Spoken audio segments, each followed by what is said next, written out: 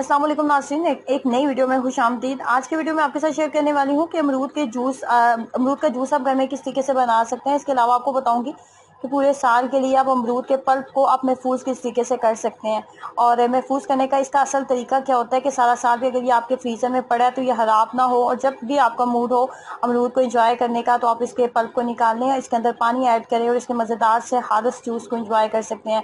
अमरूद जो है विटामिन सी का बहुत बेहतरीन सोर्स है, और विटामिन सी जो है हमेशा आपको जवान रखता है और आपके जिस्म की बहुत सारे मसाइल को ख़त्म कर देता है। तो अमरूद जो है मार्केट में अब बिल्कुल ख़त्म हो रहा है, ये देख रहे हैं आप। बिल्कुल भी अच्छे वाला अमरूद मेरे पास नहीं है, लेकिन जिस दुकान से मैंने बाय किया उसके पास यही अमरूद रह गए थे।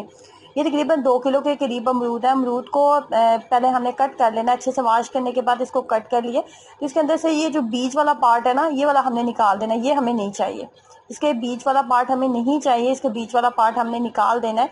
और इसको एक एक करके अमरूद का ये बीज वाला पार्ट मैं निकालती जाऊंगी। इसको निकालने का एक फ़ायदा ये भी होगा कि हमें पता लग जाएगा इसके अंदर किसी भी तरह की जो वाइट इसके अंदर कीड़ा पैदा हो जाता है ना, वो तो नहीं है इसके अंदर। एक तो ये चेक हो जाएगा, नंबर 2 इसके बीज हैं वो सारे निकल जाएंगे। जिस तरीके से मैं आपको बता रही हूँ ना कि अमरूद को आपने किस तरीके से इसके पल्प को किस तरीके से महफूज करना है, बिल्कुल इसी तरीके से स्ट्रॉबेरी को महफूज किया जाता है। बिल्कुल इसी तरीके से आप किसी भी फ्रूट को लंबे अरसे के लिए महफूज करके आप रख सकते हैं। तो इस तरीके से तमाम जो है अमरूद जो है वो मैंने कट कर लेने हैं।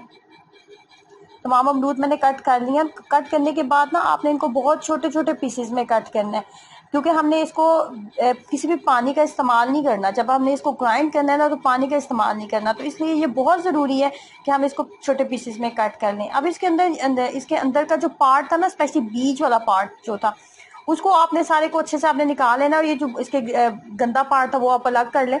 बीच वाले पार्ट को आपने क्या करना है कि इसके अंदर आप ना टी वाइटनर ऐड करें। टी वाइटनर जिसको आप चाय बनाने के लिए आम इस्तेमाल करते हैं, एवरीडे का जो मिल्क साशे वगैरह मिलते हैं उसकी बात कर रही हूँ। टी वाइटनर लें और 4 से 5 साशे ले लें टी वाइटनर के, या फिर 5 से 10 चम्मच आप लेने मिल्क पाउडर के। टी वाइटनर की बात कर रही हूँ जो कि ब्लीचिंग के लिए तौर पे यूज़ होता है। उसको इसके अंदर डालें, इसको अच्छे से ब्लेंड करें और इसको किसी भी शीशे के जार में आप इसको डाल के रखने हैं। बेहतरीन आपका हाथ और पाँव का विटामिन सी स्क्रब तैयार हो जाएगा। चेहरे पर ना लगाइएगा, क्योंकि अक्सर लोगों का चेहरा जो होता है सेंसिटिव होता है, तो हो सकता है आपको सूट ना करे, लेकिन हाथ और पाँव के लिए बहुत बेहतरीन है। चीनी भी मैंने ले लिया और अमरूद जो है वो भी ले लिया।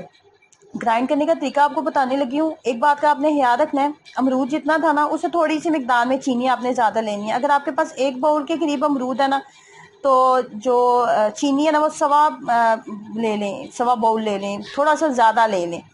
अमरूद की क्वांटिटी से चीनी की क्वांटिटी आपने थोड़ी सी ज़्यादा रखनी होती है। इसका मकसद ये होता है कि जब आप शरबत बनाएंगे ना तो फिर आपको अलग से मीठा नहीं डालना पड़ेगा, वो मीठा बिल्कुल परफेक्ट रहेगा।